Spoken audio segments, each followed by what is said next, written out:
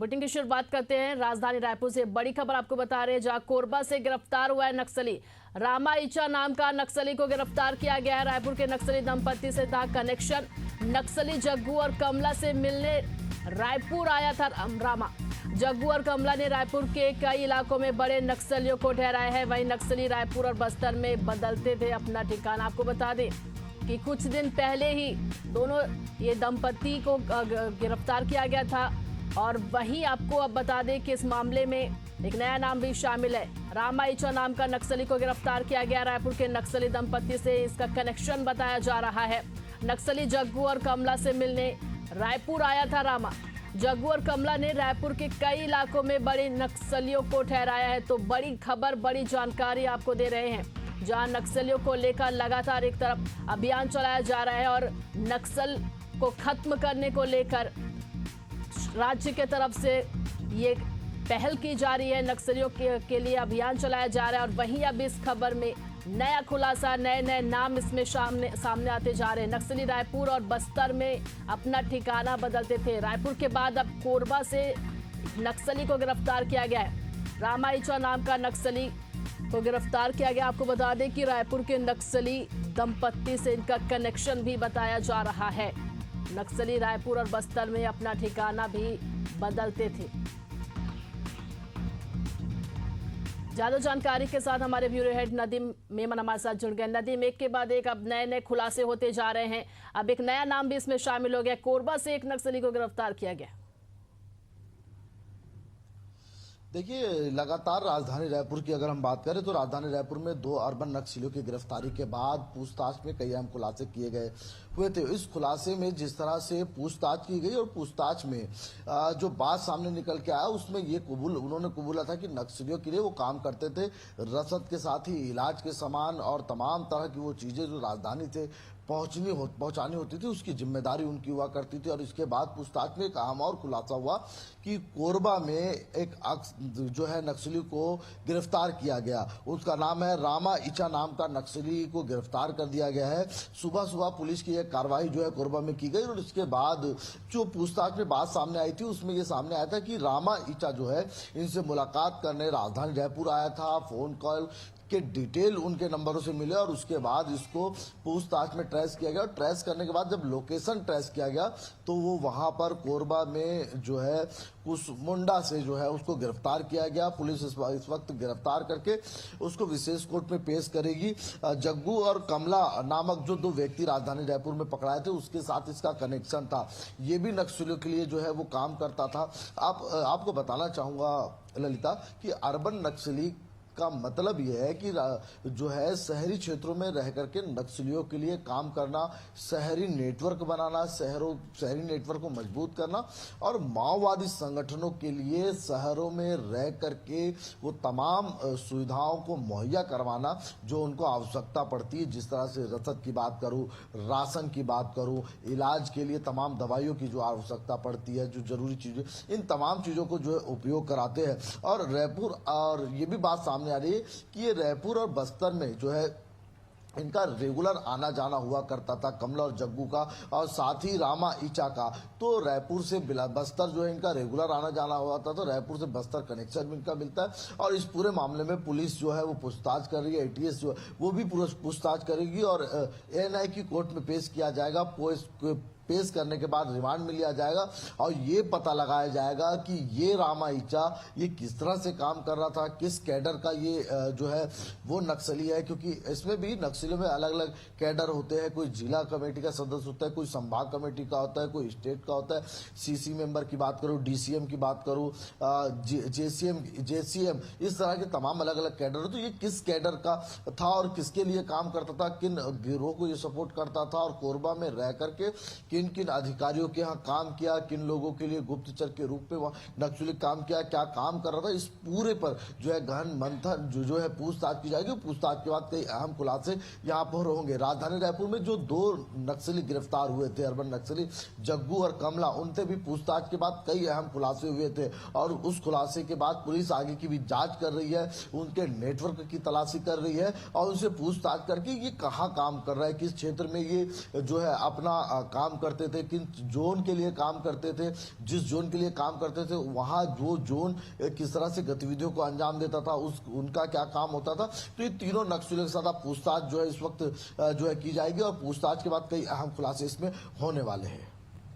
बिल्कुल नदीम, आपसे ये भी जानना चाहेंगे कि जिस तरह से देखिए ये बेहद ही चिंतन का विषय है, क्योंकि पहले राजधानी रायपुर से और उसके बाद अब एक कोरबा से भी इस नक्सली को गिरफ्तार किया गया। तो कोरबा में ये नक्सली है, इसके बारे में किसको जानकारी मिली? क्या उन्हीं नक्सलियों ने बताया है जिन्हें पहले रायपुर से गिरफ्तार किया गया था?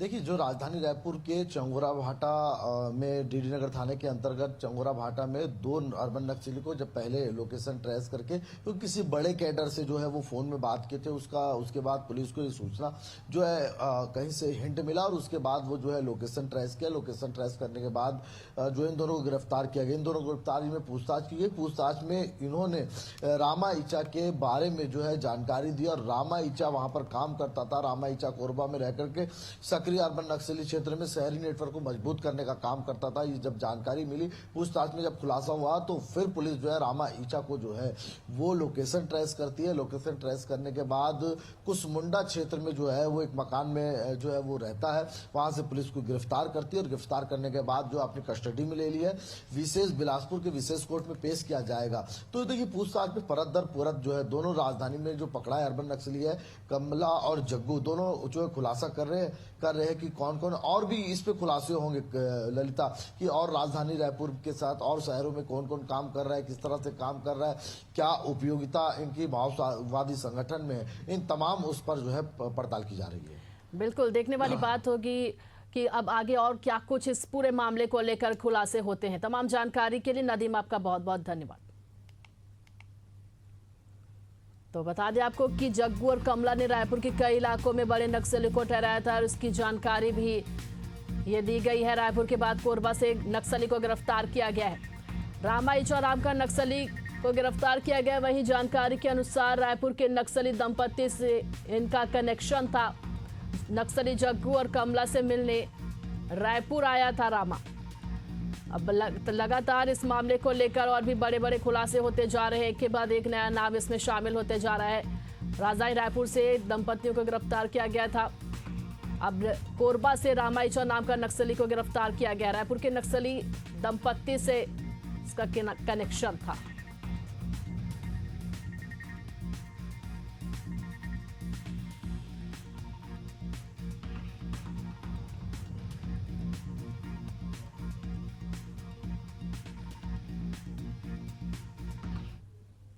अब बात करेंगे एशिया कप 2025 के भारत और पाकिस्तान के फाइनल मैच को लेकर।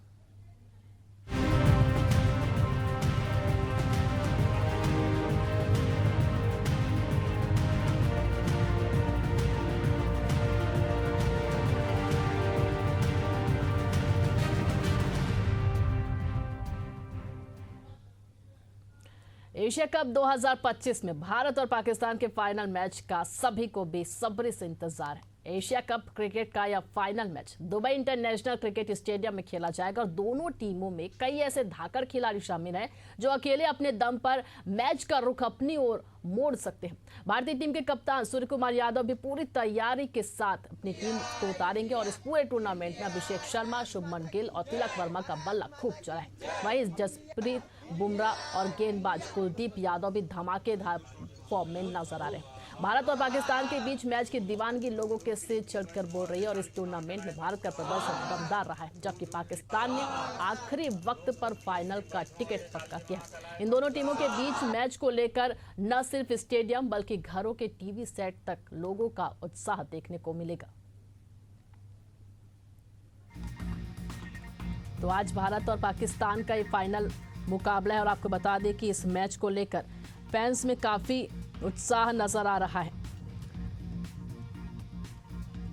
आपको बता दें कि पहलगाम आतंकी हमले के बाद से पाकिस्तान और भारत के बीच विवाद चल रहा है और इस बीच इस मैच को लेकर भी कई लोगों ने विरोध भी किया, लेकिन भारत और पाकिस्तान का मैच काफी दिलचस्प रहा और अब भारत और पाकिस्तान आज फाइनल ये मैच खेलेगा और आज के इस मैच को लेकर लोगों के में काफी उत्साह नजर आ रहा है।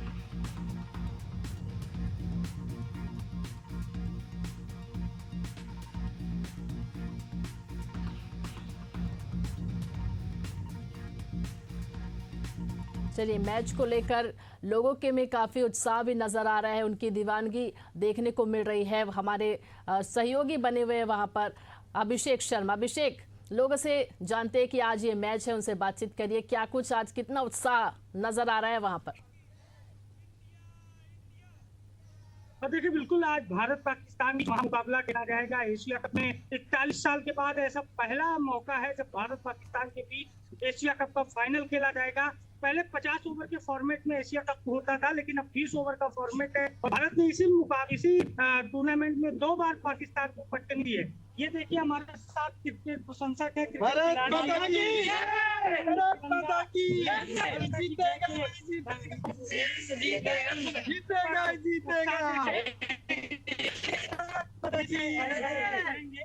आज का जो महामुकाबला है भारत और पाकिस्तान के बीच, क्या है, कौन किस पर भारी पड़ेगा? ऑब्वियस है, इंडिया को आप देख चुके हैं, 6 मैचेस अभी तक खेल चुकी है, जिसमें 6 में से 6 मैचेस जीती है। और जाहिर सी बात है, उसका मोरल काफी हाई है। पाकिस्तान से अभी जो 2 मैचेस हुए हैं, बुरी तरीके से पटकनी दी है इंडिया ने पाकिस्तान को। तो ये आज ये तीसरा मैच है। आज भी आप देखिएगा, इंडिया टॉस करके एक विशाल भव्य लक्ष्य रखेगा। और आप देख रहे हैं इस समय अभिषेक शर्मा हमारा फुल फॉर्म में है, और आज भी देखिएगा, कोशिश होगा कि सैकड़ा बनाएगा और अगली टीम को बिल्कुल धराशायी कर देगा। अच्छा, ये जो पाकिस्तान का बॉलिंग लाइनअप है, जिसमें हारिस रऊफ है, अपनी गेंदबाजी से ज्यादा जो इशारा कर रहे थे भारतीय सेना को लेकर, अभद्र तरीके से वो वहां पर इशारे करते हुए नजर आए, इस पर क्या कहेंगे? मैच भी चल रहा है, लेकिन उसके साथ इमोशंस का भी खेल है। देखिए, एक खिलाड़ी के तौर पर तो बहुत गलत है, परंतु हारिस रऊफ को केवल गेम में रहना खेलना चाहिए। और गेम नहीं खेलेंगे तो वो जो 6 राफेल का इशारा कर रहे हैं, वो सीधा बैक फायर कर देंगे उन्हें कि पाकिस्तान में जाके। वो सिर्फ इशारा ही है, इशारा से कुछ नहीं है। 14 को भी हारे हैं, 21 को भी हारे हैं, और आज भी हारे हैं। गेंदबाजी में भारत की बात की जाए तो भारत के कौन से गेंदबाज हैं जिस पर ज्यादा भरोसा है आप लोगों को? इस समय देखा जाए तो इंडिया का जो पूरा स्क्वाड है वो एक से बढ़कर एक है, जिसमें बैटिंग को देखी जाए तो बहुत डेप्थ है, और बॉलिंग में कुलदीप यादव, आज मुझे जहां तक लगता है कि कुलदीप यादव कहर ढा देंगे पाकिस्तान के ऊपर। बुमराह स्टार्टिंग में है, तो वो तो कह ही सकते हैं कि उस स्टार्टिंग में जो उनका टॉप ऑर्डर है उसको डिस्ट्रॉय करेंगे, लेकिन लास्ट में जब कुलदीप यादव आएंगे तो आज वो पक्का 5। ये सूर्य कुमार यादव का बल्ला नहीं चल रहा है, क्या लग रहा है? आईपीएल में और तमाम तरीके का जो ये पूरा घटनाक्रम चल रहा है, इसमें तो सूर्य कुमार का बल्ला नहीं चल रहा है। देखिए, कहीं ना कहीं पहली बॉल से अटैक करना शुरू कर देते हैं, इसलिए गेम को चलाना सही से करना चाहिए। सही गेम चलाना चाहिए। सूर्य कुमार यादव का बल्ला भी चलेगा, जिस तरह से अभिषेक शर्मा का बल्ला कर रहा है, पाकिस्तान वाला को खैर नहीं है। अच्छा, आप ये बताइए, अभिषेक शर्मा एक अद्भुत पहेली साबित हो रहे हैं, सभी टीमों के खिलाफ आते हैं, पूरे बॉलिंग लाइनअप को डिस्ट्रॉय कर देते हैं। ये कैसे संभव हुआ? अभिषेक शर्मा बड़ी क्रिकेट में एक बड़ी चुनौती बन गए। अभिषेक शर्मा बहुत ही इफेक्टिव इस बार भी आज फाइनल में भी मोर देन 50 स्कोर करेंगे, और निश्चित ही इंडिया पाकिस्तान के किस खिलाड़ी से सावधान रहने की जरूरत? पाकिस्तान की बैलेंस टीम नहीं है। मुझे नहीं लगता कि कंपैरिजन भी है हमारे। सर, एक चीज कहना चाहेंगे, अभी एक मीम वायरल हो रही थी अभिषेक शर्मा का, जिसमें फोटो लगा हुआ था, उसमें क्लासेन थे और ट्रेविस हेड थे, और युवराज पाजी भी थे। कहना चाहते हैं उनका कानों के साथ उतना बैठना, इतना मार मारेंगे अभिषेक शर्मा कि शाहीन शाह और शाहीन अफरीदी सब फूट जाएगा, और आज इंडिया जीतेगी। हिमांशु भाई, इसलिए आपको अभिषेक की बैटिंग, क्योंकि एक हमारे यहाँ ये लेफ्टी बैट्समैन है, और ये भी हमारे यहाँ के अभिषेक शर्मा है यहाँ पर। अच्छा, आप बताइए, भारत पाकिस्तान का जो मैच है, ये मैच नहीं, इमोशंस भी जुड़ा होता है। कितना आप लोग आज से नहीं, ये भारत पाकिस्तान के मैच में इमोशंस हमेशा हावी रहते हैं, लेकिन अभी जो हालात है पाकिस्तान की टीम के, वो कहीं भी हमारे टीम की अपेक्षा में कहीं कोई कंपैरिजन नहीं है। हम लोग का मोरल बहुत हाई है, और इसको हम लोग आगे से तो एक बार पूछा जाए आप लोगों से, हाउस का जोश, तो देखिए ये जो उत्साह है क्रिकेट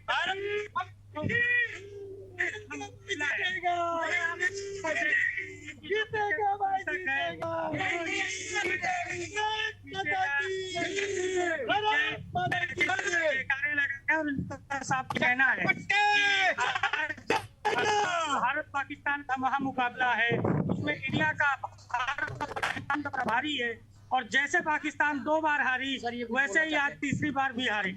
जी बिल्कुल अभिषेक, लेकिन अगर हम क्रिकेट के इतिहास की बात करें तो क्या ऐसा लगता है कि पाकिस्तान से डरने की जरूरत है, क्योंकि हमेशा पाकिस्तान जो है वो फाइनल में जीतता हुआ नजर आया है। देखिए बिल्कुल पाकिस्तान को हम किसी भी नहीं लेते, खिलाड़ियों से हम जानते हैं। आप बताइए क्या पाकिस्तान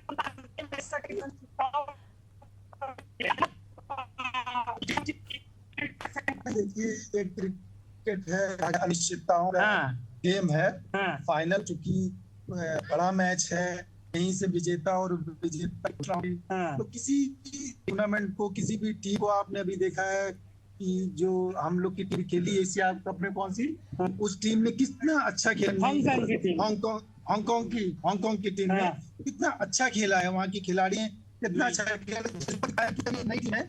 जैसे एक समय बांग्लादेश की टीम हुआ, आज आप देखिए बांग्लादेश की टीम कितने बैट्समैन है, कितने अच्छे बॉलर, कैसे टीम को मोटिवेट किया जा रहा है। वैसे ही आप किसी टीम को हल्के में नहीं ले जा सकते हैं, तो इसलिए कोशिश करना है कि एक बैलेंस टीम के रूप में करना है।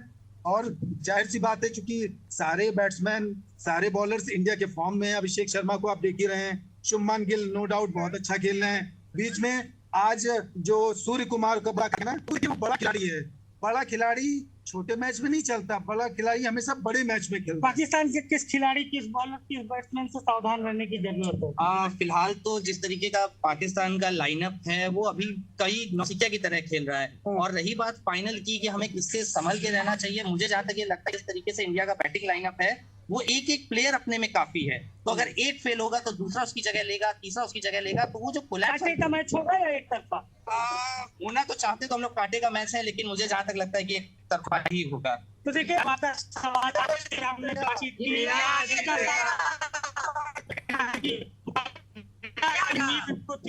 लेकिन इनका ये मानना है कि मुकाबला होगा, क्योंकि भारतीय क्रिकेट टीम और पाकिस्तान की मौजूदा क्रिकेट टीम के बीच का जो मुकाबला है वो एक तरफा सा नजर आ रहा है। जी बिल्कुल अभिषेक, और लोगों में काफ़ी उत्साह भी नज़र आ रहा है, क्योंकि फैंस का ये कहना है, लोगों का ये कहना है कि ये सिर्फ मैच नहीं है, ये एक इमोशन है। और बिल्कुल ये महामुकाबला है, सभी की निगाहें टिकी रहेंगी आज कि भारत और पाकिस्तान के इस फाइनल मुकाबले में। तमाम जानकारी के लिए अभिषेक आपका बहुत बहुत धन्यवाद। भोपाल से खबर, पीएम नरेंद्र मोदी के मन की बात का आज 126वां एपिसोड। प्रदेश भर में अलग अलग बूथों पर नेता और पदाधिकारी मन की बात सुनेंगे।